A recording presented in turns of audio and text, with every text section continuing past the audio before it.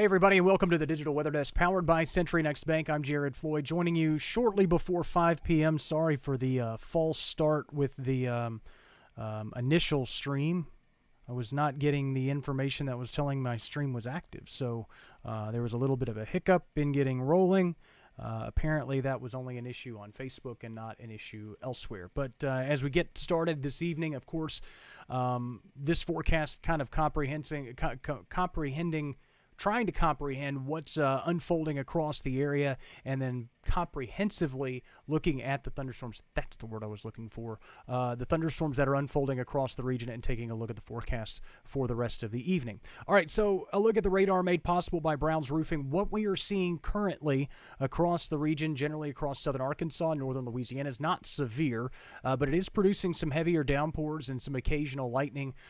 Most of our rain has started to slack up a little bit across southern Arkansas, but in northern Louisiana, especially from just east of Ruston toward probably the Calhoun exits, rainfall starting to pick up in some of those locations. So again, exercise caution. Again, nothing severe, but some rumbles of thunder could be had in some of those locations over the next few hours.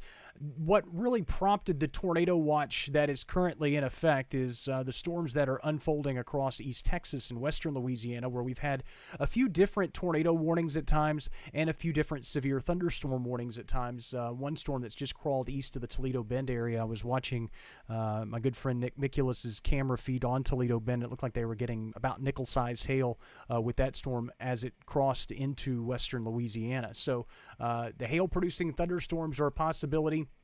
Most of the more intense thunderstorms that we're seeing out of this development is generally diving kind of to the southeast and on a trajectory to either kind of clip portions of Grant and LaSalle parishes, or maybe bypass those areas altogether. Still too early to tell. And there's still some additional storms up into DeSoto and Red River parishes, and some of those spots that are moving east. Not severe currently, but obviously something that we'll watch. And then there's also some additional thunderstorms across southeastern Texas, headed towards southwestern Louisiana. If you have friends, family in that area, I just wanted to draw attention to those because they've been pretty menacing at times. The tornado watch that obviously a lot of folks received on the Digital Weather Desk app. If you have not downloaded it yet, again, it's available for Apple and Android users. And again, you can customize your alerts for up to 16 different locations. So the tornado watch is out. If you're in Ouachita Parish and you're going, I didn't get it, it's because you're not under the tornado watch. Same for the folks in Lincoln Parish and across a good chunk, actually all of southern Arkansas and western Mississippi. So it's just the southwestern parishes in north central Louisiana in our coverage area. So we'll break it down. Bienville, Jackson, Caldwell, Wynn, Grant, LaSalle parishes, along with western sections of Louisiana under that tornado watch until 10. If you are a central Louisiana person that has stumbled across this stream, first off, we're glad you're here. Again, I've already made reference, but if you're not following Cenla Weather and Nick Mikulas, who covers the Alexandria area and much of central Louisiana, hence the name Cenla Weather, I highly suggest that you find him on Facebook or YouTube or wherever you're following people, and make sure that you're following him as well. He's a great follow and got a lot of great information, and he and Tom will keep you updated farther to the south. Temperatures across the area. Obviously, there's an environment that can support severe thunderstorms, and there's an environment that can't. Along and south of the I-20 corridor, temperatures climbed into the low 70s this afternoon. It's been clouds and rain farther northward, and again, all the thunderstorm activity that we've seen there is elevated. It's north of the warm front, meaning that it's not near ground level, so those surface-based hazards like the stronger damaging wind gusts, the more frequent damaging wind gusts and tornadoes, can't develop in those regions. So hence the reason that you're not under the tornado watch currently. Dew points have been on the climb, especially along and south of I-20, where they're climbing back into the mid to upper 60s. So there is at least some environment there here in the short term over the next few hours to support some strong to severe thunderstorm potential. Winds backing out of the southeast, which increases low-level wind shear as this surface low continues to deepen across the region, and that swings eastward, brings the cold front through later on tonight.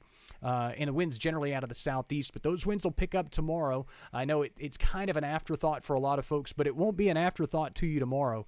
The wind advisory that is in place through tomorrow evening, with sustained winds 20 to 25 miles an hour, gusts as high as 40 or 45 miles per hour through the course of the day.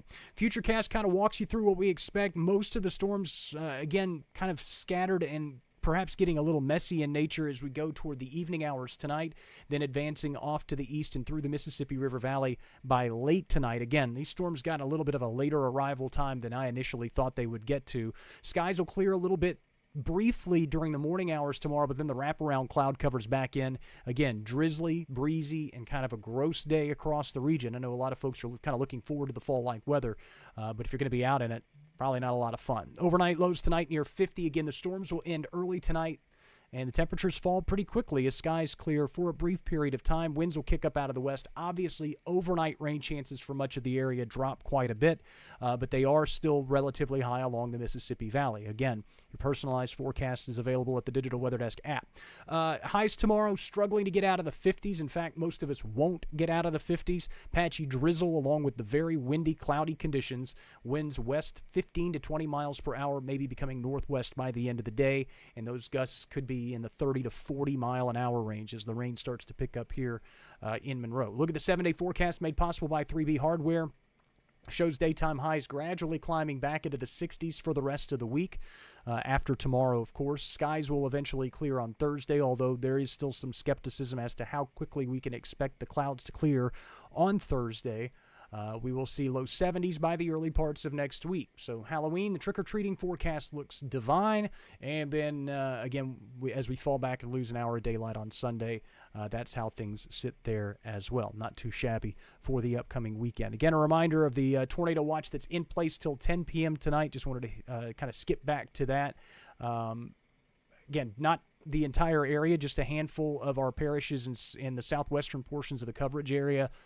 Be weather aware, and of course, download the app, have those alerts customized, and I'll keep you updated with any developing changes as we go through the rest of today. Of course, now as we hit the 5 o'clock hour, we'll watch those storms as they make their eastward progress. If storms increase in coverage where live coverage is necessary, obviously, I'll be keeping an eye on that. If we have any tornado warnings, I'll join you then as well. If we don't and things continue to stay relatively benign across the area, then you may not see me for the rest of the night, but we'll just kind of wait and see, and I'll join you first thing tomorrow morning with a look at what will likely be a very windy Wednesday. Thanks so much for stopping by the Digital Weather Desk, powered by CenturyNext Bank. Again, the forecast always available at digitalweatherdesk.com or on the Digital Weather Desk app, available for Apple and Android users. Rain really picking up here in Monroe, so be cautious on the roadways, and we'll check on